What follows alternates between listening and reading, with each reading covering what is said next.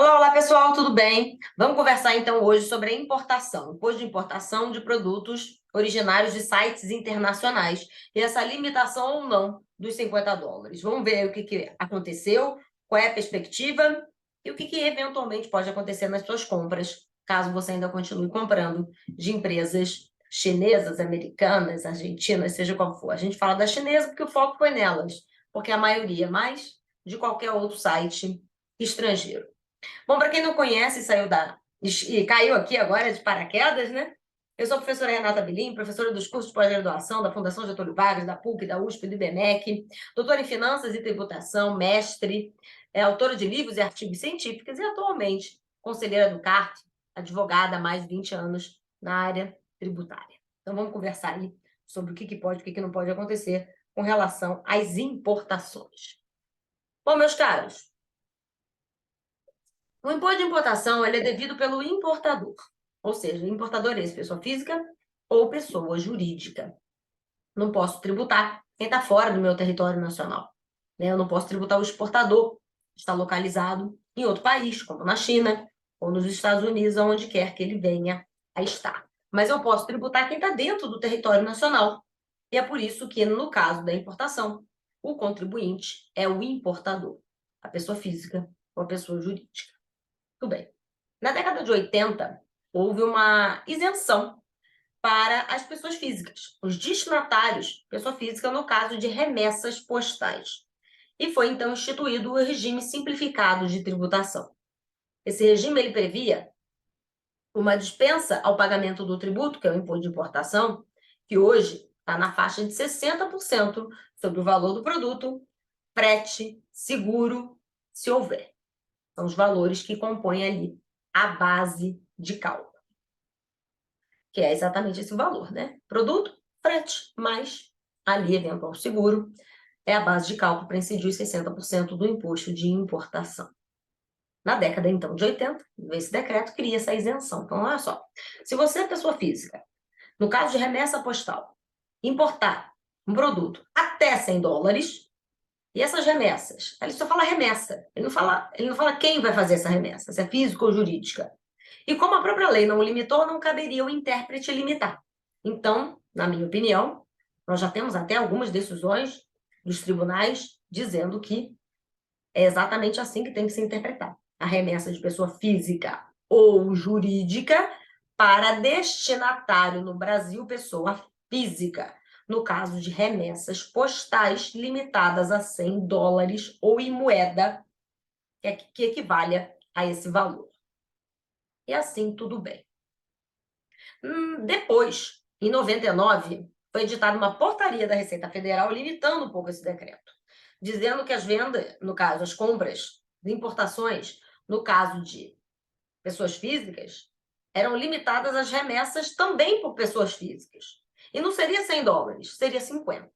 Que é a portaria 156 de 99, e o decreto, não me lembro se eu falei, se não falei, falo agora, é o decreto 1804 de 80. O decreto falava remessa, física ou jurídica, na minha opinião, para física, limitada a US$ 100. Portaria em 99, portaria número 156, limita, na minha opinião, extrapola o que dizia o decreto, mas tudo bem. O que tem aqui? US$ 50 entre físicas, remessas postais de pessoa física para pessoa física. E aí, por que teve esse vucu-vucu todo, né? Esse vucu-vucu todo que está acontecendo agora no início desse ano, isso já está acontecendo. As empresas brasileiras, elas vêm cobrando do governo federal uma atitude, porque entendeu-se que muitas dessas chinesas estariam fraudando a lei nacional, né? Eu compro lá US$ 200, vamos imaginar, aqui, e ela não manda um pacote com US$ 200, ela manda fracionado, 40, 40, 40, ou 45, para ficar dentro desse limite, e com isso facilitar a vida do consumidor brasileiro, que não seria taxado. Mas a verdade é que essa portaria, ela fala que é entre físicas. E se eu tenho uma chinesa dessas aí, como uma pessoa jurídica, teoricamente, a compra, a importação desses produtos em qualquer valor, ela deveria ser levada à tributação por esses 60%. Acontece, por que então não estava sendo? É aquilo, né? Primeiro, isso aí, as notícias também não me deixam mentir, não tem braço da Receita Federal para olhar containers e containers de coisas que chegam para saber se é limitado ou não, se quem mandou conferir nota fiscal, conferir tudo, né? Então, como você às vezes não tem braço para isso, né? Você não tem fiscais suficientes para avaliar, muitos produtos acabam passando despercebido dessa regra e chegam às nossas residências sem pagar, ou sem ser chamado a pagar os valores, que quem faz isso é o correio, né? Ele chama, você paga o DARF com relação aos tributos ali envolvidos e leva o produto. Então, a ausência de braço, a fiscalização não é tão efetiva, faz com que, às vezes, só se olhe o valor, está dentro dos 50, passa, apesar de ser por pessoa jurídica. Então, essa ausência de fiscalização é que gera um pouco essa discrepância. E, por outro lado, o empresário brasileiro que se sente o quê? Fragilizado dentro desse cenário, né? Porque ele perde consumo. Se eu estou comprando em algum lugar, eu não estou comprando aqui. E aí ele pede que tenha uma fiscalização maior para que haja ali um equilíbrio nas vendas internas com a venda internacional, que seria também taxada dentro desses 60%, e com isso pode ser que o brasileiro não queira comprar mais, não queira tributar mais 60% e escolha e opte pelo produto nacional. Então, é mais ou menos isso que está acontecendo, essa ausência de fiscalização. E, por outro lado, talvez essas chinesas venham a burlar, não tem como afirmar, né? Isso é o que vem sendo noticiado, ao invés de mandar o valor certo do produto que está dentro do pacote, aumente o valor do produto para ficar dentro dos 50 e não pagar o imposto quando chega aqui. Ou manda esses produtos de forma fracionada para caber dentro do limite mínimo de $50. Então, as empresas nacionais buscam, então, uma medida do governo brasileiro. Isso começou, inclusive, no governo Bolsonaro, depois vem as eleições e agora volta novamente em pauta. Então, talvez tenha existido aí uma falta de sensibilidade de se expor a essa questão, né? A verdade não é passar a tributar a empresa que está fora do território nacional, a chinesa ou qualquer outra que esteja fora dos limites do território nacional. Porque, como eu acabei de dizer logo no começo do vídeo, quem é o contribuinte é o importador. O importador sou eu e você. Não somos pessoas físicas. Quem paga esses impostos somos nós. Não é a empresa que está lá, fora. Até porque eu nem posso tributá-la, porque por uma regra de soberania. Eu só posso tributar quem está dentro do território nacional. E nesse caso aqui, é o importador. E mesmo que se crie a possibilidade no próprio site, como se ventilou aí nos órgãos, né? E existem projetos de lei nessa natureza, para que esses próprios sites já cobrem direto o imposto de importação e eventual frete dentro do meu destino e faça essa conta e já retenha ali naquele valor para repasse ao governo brasileiro, como acontece na Amazon americana. Quando você vai comprar na Amazon americana, você já sai lá o imposto de importação, quando você coloca lá o seu endereço brasileiro, sai lá o imposto de importação, os outros valores das taxas que são para você, e no final a empresa ela retém e repassa aos cofres brasileiros. Percebam que mesmo na Amazon, o produto continua o mesmo preço lá, $100. É lá, vamos botar dentro da cota, né? Vamos botar 100, porque aí teoricamente não tem, né? Se é arma do PJ, a gente vai ver aí se é cabível ou não. E ali tem os valores dos tributos brasileiros. Na verdade, quem está pagando não é ele paga com o seu dinheiro. Ele retém, né? Ele cobra de você esses valores para facilitar a fiscalização, ao invés de cada um fazer isso isoladamente, poderia gerar, provavelmente, talvez nem todos pagariam. Então, vamos fazer o seguinte, todo mundo paga aqui e eu repasso aos cofres públicos.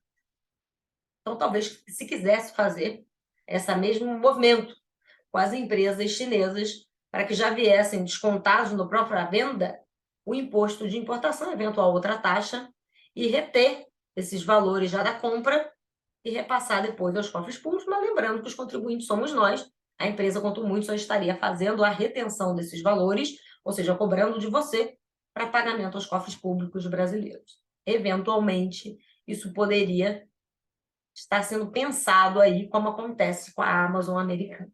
Aí tem que ver como que faz, enfim. A contribuinte, o contribuinte sempre somos nós. Eu não posso delegar essa qualidade a quem está fora do território nacional, porque eles não podem ser contribuintes no país, não dessa forma, né? É o importador sou eu e você, somos nós aqui que iremos pagar. Muito bem. Sempre assim, independente do valor, como eu falei para vocês, teria ali a incidência do imposto de importação. O decreto lá, houve na década de 80, o decreto, que é o 1804, né, que trata de uma isenção. A isenção até $100 entre físicas, de remessas postais, que ele fala, né? Remessas postais, como eu acabei de dizer. Física ou jurídica para física. Posteriormente, veio essa portaria na década de 90, então 56, que vai me dizer, então, que limita a esses 50, como eu falei, ainda agora, entre físicas. E com isso, gera essa distorção, a falta de fiscalização, ou mesmo essa tentativa de burla na hora, né, da própria fiscalização, que não é tão efetiva assim, né, mandando vários pacotes para ficar no limite de 50, passar despercebido e não pagar os tributos. Então, esse problema todo ele veio. Eu entendo que o mercado nacional tenha ficado bastante aborrecido com essa ausência de fiscalização, que tributário sempre foi, né? Lembre que essa portaria é de duvidosa legalidade, porque ela limita o decreto anterior, teoricamente, me parece, e tem decisões já dos órgãos do Poder Judiciário, né, dizendo que o decreto não limita, então você não poderia limitar nem ao valor de 50, nem tampouco as remessas entre físicas. Mas para isso você tem que entrar com uma ação judicial e cair na mão de algum magistrado que entenda desta forma. Como os valores são muito baixos, isso não justifica a entrada no judiciário, porque fica mais caro entrar no judiciário do que pagar os impostos. Então, esquece essa opção. O que acontece, então, hoje, gente? Depois disso tudo, se queria, né, revogar essa isenção de $50 entre físicas, isso não aconteceu, continua tudo igual, então, entre físicas e $50 está livre, realmente, do imposto. O que vai acontecer é intensificar a fiscalização para que se possa observar as remessas de jurídica, qualquer que seja o valor, para física e tributar os 60% no imposto de importação, que é devido, como eu falei para vocês, a qualquer valor, a menos que amanhã depois essa portaria venha a ser declarada ilegal, eu teria que obedecer o decreto, que não limita o tipo de remessa, se é física ou jurídica, nem tampouco ali os $50. O decreto fala de 100.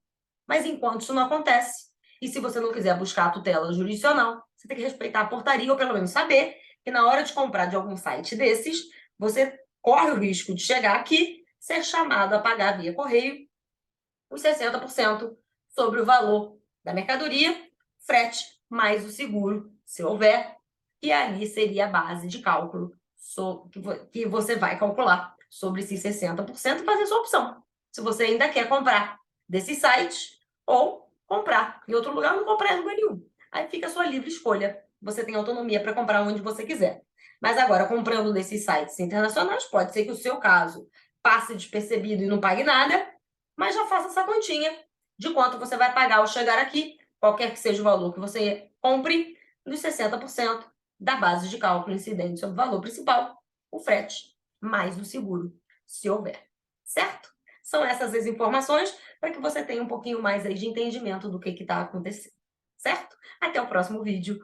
E não esqueça de colocar aqui o sininho, acionar o sininho, se inscrever no canal, porque vídeos como esse acontecem com muita frequência aqui nesse canal.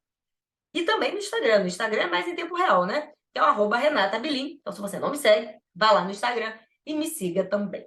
Qualquer outra dúvida, coloca aqui embaixo nos comentários, inclusive sugestões de outros temas ou qualquer outra dúvida que não tenha ficado clara aqui nesse vídeo. Muito obrigada. Até o próximo vídeo.